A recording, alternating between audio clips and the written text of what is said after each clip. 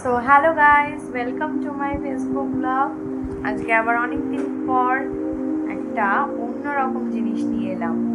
কি বলতো, আজকে না আমাদের বাড়িতে একটা নতুন সদস্য যোগদান করলো, যে এখন থেকে আমাদের বাড়িতেই আমাদের সঙ্গেই থাকবে। এবার তোমাদেরকে দেখাই সে কি। এই যে দেখো,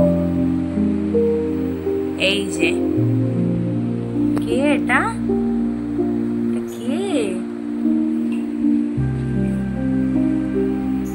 ছোট্ট একটা মাছলি আমাদের সঙ্গেই এখন ও থাকবে।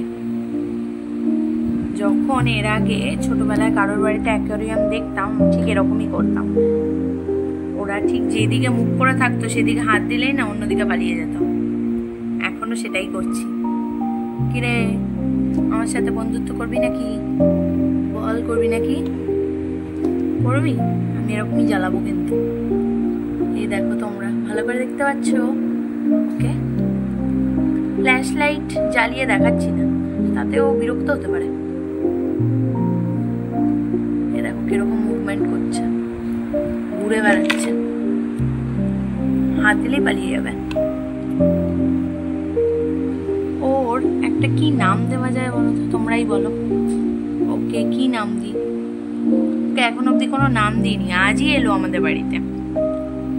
তো আজকে মা পড়াতে গিয়েছিল, মা যখন পড়িয়ে এলো তখন দেখি মা আমার দিকে তাকিয়ে তাকিয়ে হাসছে। ঠিক আছে, মা জানে অ্যাকচুয়ালি আমার খুব মাছ খুব ফেভারিট, অ্যাকোয়ারিয়াম আমার খুব ভালো লাগে, এগুলো মা জানে। আর কিছুদিন ধরে আমার একটুখানি মুড অফ রয়েছে সামহাও, তো মা সেটাও জানে। তো মা পড়িয়ে এসে দেখি মা খুব হাসছে। কী ব্যাপার? আমি জিজ্ঞেস করছি কী হয়েছে কী হয়েছে। তখনই মা বলে তোর জন্য একটা সারপ্রাইজ আছে। যা গিয়ে ফ্রিজের মাথায় দেখ গিয়ে কী আছে। এবার আমি তাড়াতাড়ি করে গেলাম, গিয়ে দেখছি যে কী আছে। ঠিক আছে, তারপরে দেখি কি ও মা, মাছ। অনেক দিন ধরে মায়ের কাছে এটা আমার বায়নাও ছিল যে একটা কিনে দাও কিনে দাও। ঠিক আছে, কিন্তু মা বলতো যে অনেক ঝামেলা, পরিষ্কার করতে হবে, কতটা খাবার দিতে হয় না হয়। ঠিক আছে, তারপরে আবার অক্সিজেনের ব্যবস্থা রাখতে হয়। এটার না, আমার এটায় তোমাদের দেখাই, দাঁড়াও। আমার এটার মধ্যে না ওইভাবে অক্সিজেনের কোনো ব্যবস্থা নেই, ওইভাবে কোনো অক্সিজেনের ব্যবস্থা নেই। এই ওপরে দেখো দুটো হোল আছে, এই হোল দিয়েই ভেতরে অক্সিজেন পাস করে। সেটাই ওর জন্য সাফিসিয়েন্ট হয় নাকি, তো দেখা যাক। তো তোমরা কেউ অ্যাকোয়ারিয়াম সম্বন্ধে কিছু জানলে পরে আমাকে জানিও যে কি করে ভালো রাখা যায়। ওর খাবারও নিয়ে এসছে আজকে মা। ও 2টো করে দানা রোজ খাবে, আর 2 দিন বাদে বাদে ওর এই জলটা পাল্টিয়ে দিতে হবে, তাহলেই নাকি ও ভালো থাকবে। ব্যাস। মা যখন এলো তখন আমিও পড়াচ্ছিলাম। আসলে কি, আমার স্টুডেন্টদের এখন এক্সাম চলছে, তো ইউনিট টেস্ট যেরকম হয় আর কি, তো সেরকম চলছে। আর ওদের এক্সামের সময় না ওদের আমার সাপোর্টটা খুব দরকার হয়, মানে একটু এক্সেপশনাল, মানে ওরা মানে খুব বেশি ডিপেন্ডেন্ট।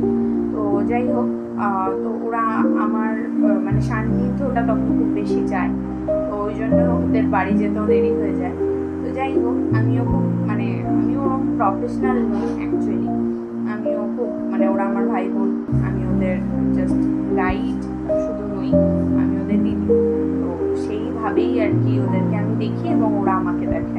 যাই হোক, তো ওরা তখনও ছিল, তারপর ওরা গেল, তারপর মা আমাকে আস্তে আস্তে আস্তে আস্তে রিভিল করলো পুরো ব্যাপারটা।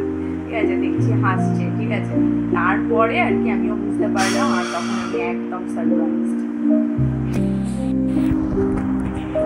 তো আজকে তো মা আমাকে সারপ্রাইজ করে দিল একদম। আমি ভাবতেই পারিনি এরকম কোনো একটা সারপ্রাইজ ওয়েট করছিল আমার জন্য। তো আমি গিয়ে একদম দেখে একদম অবাক।